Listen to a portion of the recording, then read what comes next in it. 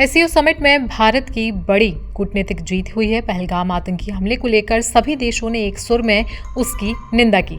PM Narendra Modi ने भी अपने बयान में पहलगाम आतंकी हमले का जिक्र किया था। अब एससीओ देशों ने उसका समर्थन किया है और आतंकवाद पर एक बयान भी जारी किया है। इसके मायने ज्यादा इसलिए निकाले जा रहे हैं क्योंकि चीन की धरती से पाकिस्तान की मौजूदगी में ये बयान सामने आया है। एससीओ ने अपने जारी बयान में कहा कि सभी देश 22 अप्रैल को पहलगाम में हुए आतंकी हमले की कठोर शब्दों में निंदा करते हैं। मृतकों के परिवारों के प्रति हमारी संवेदनाएं हैं। ऐसे हमलों के अपराधी और आयोजकों और प्रयोजकों को न्याय के कटघरे में लाना जरूर चाहिए। बता दें कि सभी सदस्य देशों ने आतंकवाद, अलगाववाद और उग्रवाद के खिलाफ अपनी प्रतिबद्धता दोहराई है और जोर दिया कि आतंकवादी, अलगाववादी और उग्रवादी समूहों का किसी स्वार्थ के लिए इस्तेमाल अस्वीकार्य है।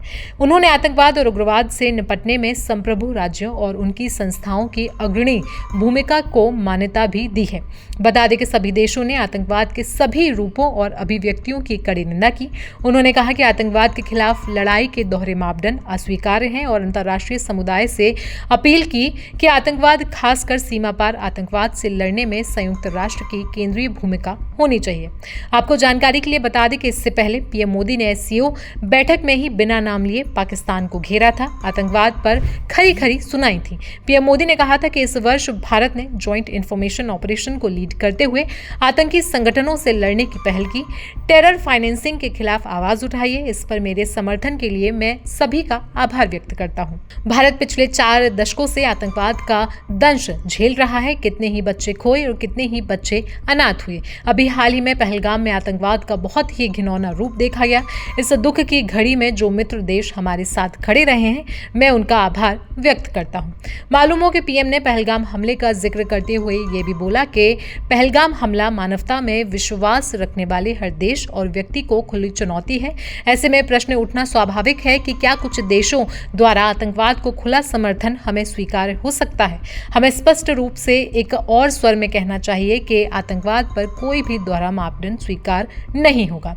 आपको बता दें कि आतंकवाद के खिलाफ घोषणा पत्र में कई सारी बातें कही गई। घोषणा पत्र में एक पृथ्वी, एक परिवार और एक भविष्य थीम का जिक्र भी किया गया। सदस्य देशों ने 3 से 5 अप्रैल 2025 को नई दिल्ली में आयोजित 5वें एससीओ स्टार्टअप फोरम के परिणामों का स्वागत किया, जिनमें विज्ञान, तकनीकी उपलब्धियों और इनोवेशन के क्षेत्र में सहयोग को गहरा किया है। इसके अलावा सभी देशों ने 21-22 मई 2025 को नई दिल्ली में आयोजित 20वें एससीओ थिंक टैंक फोरम का भी जिक्र किया।